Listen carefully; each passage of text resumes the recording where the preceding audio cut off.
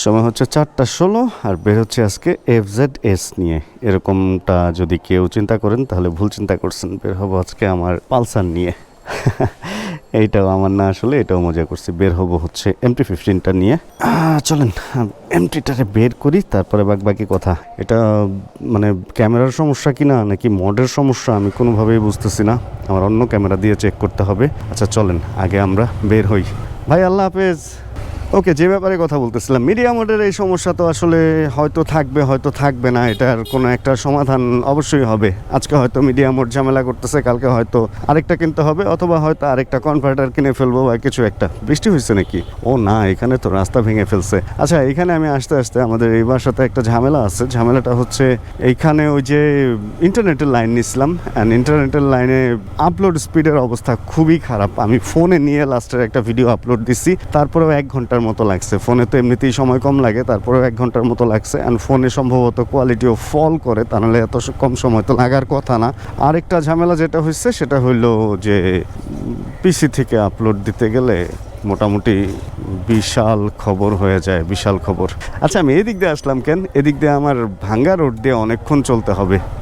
কথায় কথায় একটা ভুল করে ফেলছি। ভেতরে দিয়ে যদি বের হয়ে যেতাম তাহলে সুন্দর রাস্তা দিয়ে, মানে ভাঙ্গা রাস্তা কম দিয়ে ধুলাবালি কম খেয়ে একদম পৌঁছায় যেতে পারতাম আমার যেখানে কাজ সেখানে। বাট ভুল হয়ে গেছে, আসলে বড় ভুল হয়ে গেছে এটা। সকালে সকালে FZ দেখাইছি না আপনাদেরকে, মানে শুরুতে আজকে FZ নিয়ে একটা কাহিনী হইতে পারে, এই জন্য FZ দেখাইছি। অ্যান্ড এর আগে 2টা ভিডিও আমার মিস গেছে। একটা হচ্ছে থাই CBR এর, আরেকটা হচ্ছে কারিজমার। দেখি ওই বাইকগুলো যদি পেয়ে যাই ঠিকঠাক মতো, তাহলে ওই বাইকের ভিডিওগুলো আজকে শ্যুট করতে হবে। আজকে যে দিন কোন জায়গা থেকে কোন জায়গায় যাবে আমি এখনো পর্যন্ত নিজেও বুঝতেছি না। অ্যান্ড মোটোপ্লেক্সের সামনে দিয়ে বেরোইছি, সামনেই হচ্ছে অটো। চলে আসলাম 60 ফিটে। 60 ফিট থেকে কিন্তু খুব একটা দূরে থাকি না আমি। ওদিন আমি একটা স্ট্যাটাস দিছি, রাতে মনে হয় বম ফুটাইছে কোনো একটা বাড়িতে, বিয়ে টিয়ে বা কোনো কিছুতে। তা আমি স্ট্যাটাস দিছি যে রাতে 10-12টা আওয়াজ পাইলাম ফায়ারিং টাইপের, আপনারা কি কেউ কিছু জানেন কিনা? একজন আমাকে কমেন্ট করছে, তার মানে আপনি 60 ফিটে বাসা নিচ্ছেন, এরকম কিছু একটা। মজাই লাগে। আচ্ছা, এইটা একটা বিশাল সমস্যা জানেন তো। আমার ওই যে উত্তরা বাসায় এই ঘটনাটা ঘটছে। দেখা গেছে যে অনেকে ঢাকার বাইরে থেকে আমার বাসায় চলে আসছে, মানে এরকম ঘটনা ঘটছে। রাতে 3টার সময় এক স্টুডেন্ট চলে আসছিল কুমিল্লা থেকে। এটার একটা বিশাল সমস্যা কি জানেন? আপনি না হয় ভালো, কিন্তু অনেক সময় অনেক খারাপ লোক চলে আসে, তো ওইটা একটা বিশাল বিশাল বিশাল ঝামেলা হইতে পারে। এই জন্য আসলে কেউ যদি যোগাযোগ করতে চান আমার সাথে, আমার হোয়াটসঅ্যাপ নাম্বার দেওয়া আছে আমাদের ইউটিউবের সব ভিডিওতে, আমাদের ফেসবুক পেজে।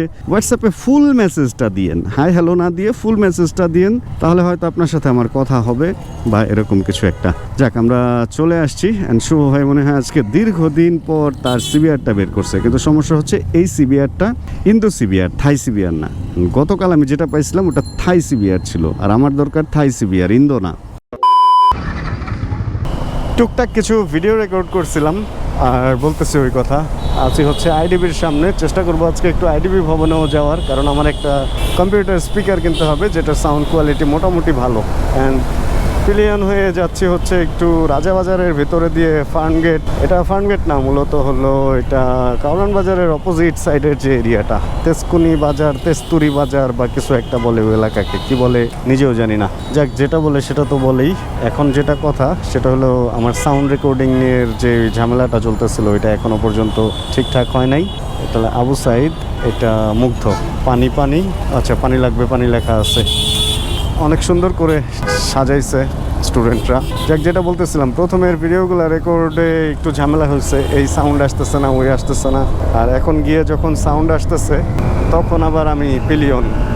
অ্যান্ড এখানে কিসের নামাজ পড়তেছে এই সময়ে, অস্থায়ী মসজিদ। যাই হোক, এখন যেটা কথা সেটা হলো আমি দাঁড়ান আমাকে দেখাই। ইয়েস, রেকর্ড শুরু হয়ে গেছে আমার মোবাইলে, অ্যান্ড বেশ স্পিডে চলতেছে বাইক। আমি যদি গ্লাসটা নামায় দিই তাহলে আমার কথাও শুনতে পারবেন। অ্যান্ড এখানে ফুল স্ক্রিন দেওয়া আছে, আমাকে দেখতেও পারবেন। রাস্তাঘাট মোটামুটি ফাঁকা। সময় কয়টা বাজে দেখতে হবে, সম্ভবত ওরে ভাই কি ব্রেকটা করছে, সম্ভবত বাজে হচ্ছে 4:30-5টা এরকম। হ্যাঁ, 4:46 হচ্ছে মোটরসাইকেলের ঘড়িতে। আর এই যে আমরা দুই ভাই মোটামুটি এটা এলিয়ান দেখা চেনার কোনো ওয়ে নাই এটাকে। চলেন আমরা একটু রাস্তাঘাট দেখি। আজকে মোবাইল দিয়ে আপনাদেরকে একটু দুনিয়া দেখাই। মোবাইলে একটা সুবিধা আছে, মোবাইল দিয়ে ভিডিও রেকর্ড করলে আকাশ টাকাশ অনেক বেশি সুন্দর দেখা যায়। অ্যান্ড পুলিশ এখানে ডিউটি করতেছে। আচ্ছা, একটা জিনিস কি আপনারা খেয়াল করছেন, যে জিনিসটা আমার চোখে পড়ছে সেটা হলো, আমরা যখনই কোনো জায়গায় যাই বা যেখানেই যাই, আজ থেকে 2 মাস আগেও যদি যাইতাম তখন দেখতাম যে জ্যাম যতটুকুই দেখতাম, এখন কি জ্যামটা ওর চেয়ে একটু বেশি দেখি কিনা। আমার কাছে মনে হয় যে কোনো সিগনালে আমরা একটু বেশিক্ষণ সময় মনে হয় আমাদের দাঁড়ায় থাকতে হইতেছে। এই জিনিসটা আমার কাছে মনে হইতেছে হয়তো বা পুলিশ কম জয়েন করছে বা হয়তো অন্য কোনো ঝামেলা আছে, এই জন্য হইতে পারে। দেখেন তো আপনাদের চোখে এই জিনিসটা পড়ে কিনা, যে আগে যেখানে 1 ঘন্টা যেতে পারতাম এখন হয়তো ওইখানে 2 ঘন্টা বা এর বেশি সময় লাগে। আচ্ছা, ফোন রেকর্ড থেকে বের হই, ফোনে আর ভালো লাগতেছে না, ফোনে এইভাবে ধরে থাকতে হাত ব্যথা হয়ে যায়। শো হয়ে আসছে ফোন আসলে আমরা ওইদিকে, ফোন শেষ হইলে আমরা ওইদিকে চলে যাব।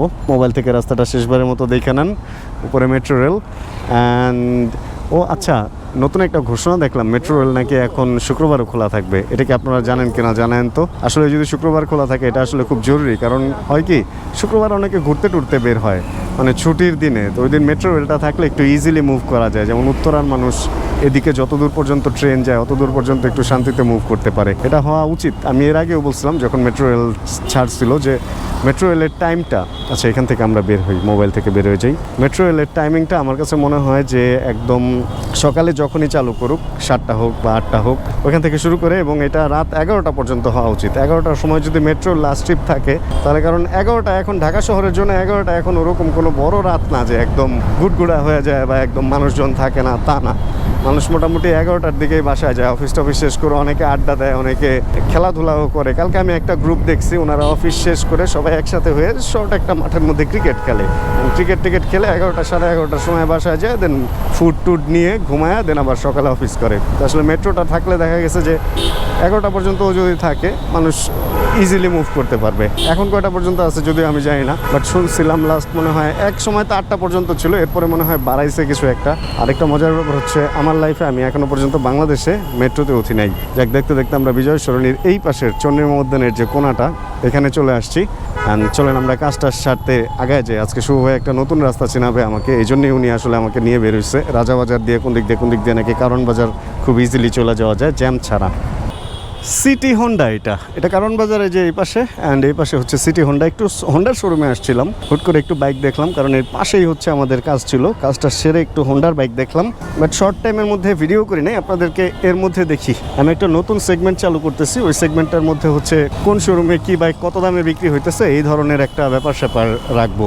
ওইটার ব্যাপারে এখানে একটু কথা বলে গেলাম, দেখি এর মধ্যে একটা ভিডিও করবো না। হোন্ডার বাইকের প্রাইস সম্পর্কে অনেকেরই অনেক আইডিয়া নাই, হোন্ডার বাইক নিয়ে আপনাদেরকে নতুন একটা আইডিয়া দেবো। এবার ঠিক আছে, এটা পানি লাগছিল, পানি এবিএসএল লাইটটা একটু জ্বলেছিল এটার মধ্যে, এই বাইকটার মধ্যে। এখন আবার ঠিক হয়ে গেছে। ওই ধোয়ার পরে অনেক সময় এই ধরনের প্রবলেম হয়। আসলে আমাদের দেশে যেখানেই বাইক ধুই না কেন আমরা, কি হয় জানেন, পানি মারার রিয়েল সিস্টেমটা অনেকে জানে না। মানে উপর থেকে যে খাড়াখাড়িভাবে এইভাবে মারতে হয়, অনেকে নিচ দিক থেকে এইভাবে মারে, অনেক টারে পানি ঢুকে যায়। যাই হোক, চলেন আমরা এদিক থেকে বের হই। এখন সেকেন্ড যেটা প্ল্যান, এই কাজ শেষ এইখানের, এখন সেকেন্ড প্ল্যান হচ্ছে একটু আইডিবি ঢোকার ট্রাই করব, যদি সময়ে কুলাইতে পারি। আর যদি না কুলাইতে পারি তাহলে আবার 60 ফিট ঢোকার ট্রাই করতে হবে। দেখা যাক কতটুকু কি সময়ে কুলাইতে পারি। আর অনেক দিন পর এরকম বিকেলের ফার্ম গেট দেখলাম। এর মধ্যে একদিন অনেক দিন পর দিনের ফার্ম গেট দেখছিলাম, ভিডিওতে মনে হয় শেয়ার করছিলাম। আর এয়ারপোর্ট থেকে যদি এলিভেটেডে আসেন তাহলে এইখান দিয়ে এই তেজগাঁ কলেজের সামনে নামা যায়। অ্যান্ড এটা হচ্ছে আমার সেই ভালোবাসার তেজগাঁ কলেজ, এই কলেজে আমি ইন্টারমিডিয়েট বিকম এগুলা পড়ছি। এই বিল্ডিং তখন ছিল না।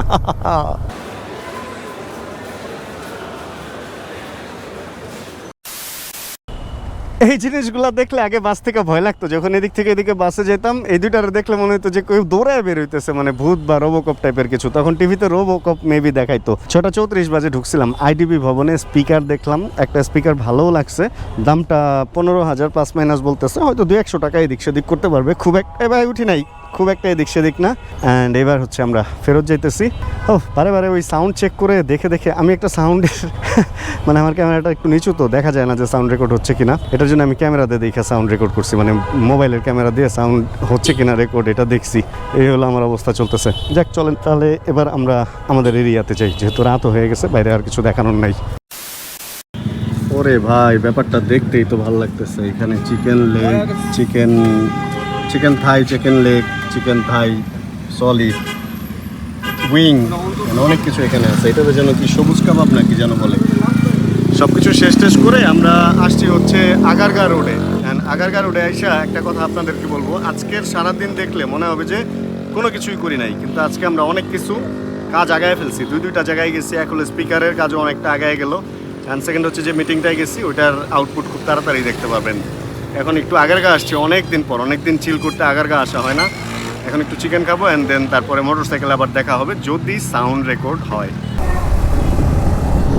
সকল কর্মকাণ্ড শেষ করে সুন্দর একটা ঠান্ডা ঠান্ডা বাতাসওয়ালা অবস্থার মধ্যে বাইক রাইড করে এবার বাসায় ফেরার পালা।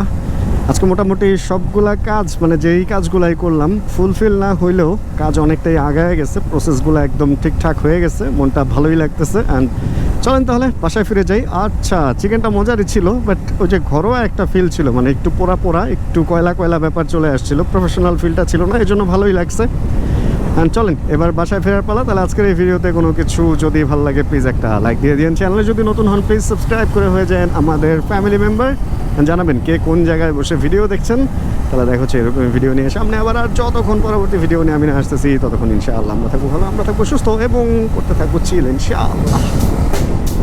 চিল bro. Check the mic and make sure it sound right, boys.